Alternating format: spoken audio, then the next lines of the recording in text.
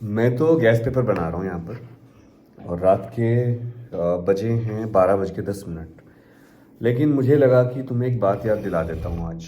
देखो, जितने भी तुम बच्चे हो 10वीं और 12वीं के, आज से दो बातें मैं कहना चाहता हूँ। आज से पहली बात तो ये कि 1 महीना बचा है बस। मतलब देखते ही देखते टाइम ख़त्म हो गया है। और इस 1 महीने में आपको वो सब करना है, और मुझे भी, मेरे सामने भी चैलेंजेस हैं। क्योंकि जो मैं काम कर रहा हूँ, ये काम आसान काम नहीं है, गैस पेपर बनाने का। और अकेला हूँ मैं एकदम, मतलब मुझे अकेले ही करना है। क्योंकि कई बार हमें अपनी लड़ाइयाँ खुद लड़नी पड़ती हैं। और आप भी अकेले ही हो, क्योंकि जब हम स्कूल में होते हैं तो हमारे दोस्त हमें हेल्प कर देते हैं, थोड़ी बहुत चीटिंग भी हो जाती है। लेकिन अब आपका ऐसा टाइम आएगा कि अब ना तो आप दोस्त मिल पाएंगे आपके, बस एग्ज़ाम सेंटर के बाहर आपके दोस्त मिलेंगे आपको। तो यार देखो, अब बहुत हिम्मत का टाइम आ गया है, बहुत ज़्यादा मेहनत करनी पड़ेगी आपको मेरे बच्चों।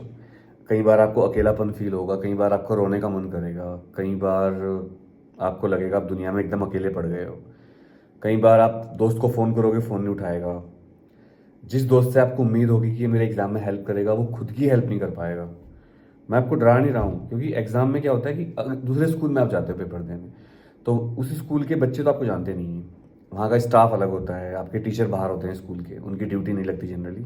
एक टीचर जाएगा सुबह को, वो आपको थोड़ा सा सी ऑफ करेगा और चला जाएगा। कई बार उसकी ड्यूटी लग भी जाती है, पर आपके रूम में लगेगी।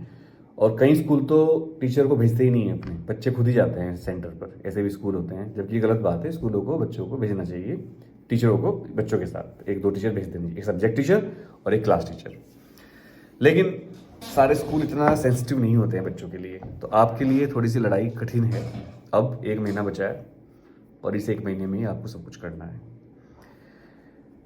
चूंकि मैं खुद भी एक बोर्ड टॉपर रहा हूँ, तो मैं इस बात को बिल्कुल आपको इरादे से कह सकता हूँ कि आप इस 1 महीने में भी पूरा अच्छी तरह से अपने पेपर को फोड़ सकते हो, तोड़ सकते हो, और कुछ भी कर सकते हो।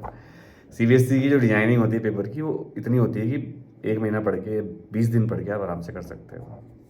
एनसीईआरटी जरूर पढ़ें, एनसीईआरटी के जो ब्लू टेबल्स होती हैं वो पढ़ें, पॉइंट्स टू पॉन्डर पढ़ के जाएं। और अगर आपके पास बिल्कुल टाइम नहीं है और आपके पास नोट्स भी नहीं है, तो एनसीईआरटी के लास्ट में जो समरी दे रखी है वो पढ़ लो, तो आप पास हो जाओगे। एनसीईआरटी के लास्ट में समरी दे रखी है वो पढ़ लो, पॉइंट्स टू पॉन्डर। और एनसीईआरटी के इन टेक्स्ट क्वेश्चंस छोटे वाले, ज़्यादा बड़े मत करना, देखने से पता चल जाता है। जब भी आप किसी क्वेश्चन को देखते हो तो आपको 10-15 सेकंड में फील हो जाता है कि आप इस क्वेश्चन को कर पाओगे या नहीं कर पाओगे। 10-15 सेकंड में ही पता चल जाता है। तो अगर आपको लगता है कि आप कर लोगे, तो उसको आप क्वेश्चन को करें, नहीं तो छोड़ दें उसको। इसके अलावा एक बस ध्यान रखना कि पेपर में जाने से पहले 2024 के और 2023 के पेपर जरूर कर लेना सारे। और अगर ये भी ना कर पाओ तो रामबाण गैस पेपर आप ले सकते हैं, उसमें हम ऑलरेडी पीवाईक्यू इंक्लूड करते ही हैं। तो रामबाण से फ़ायदा होता है कि आपके पीवाईक्यू ऑटोमेटिक प्रैक्टिस हो जाते हैं।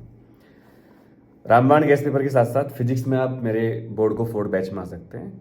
और अभी उस बैच में आने के लिए आप मुझे BKP 25 व्हाट्सएप करें हमारी टीम को, 9818777622।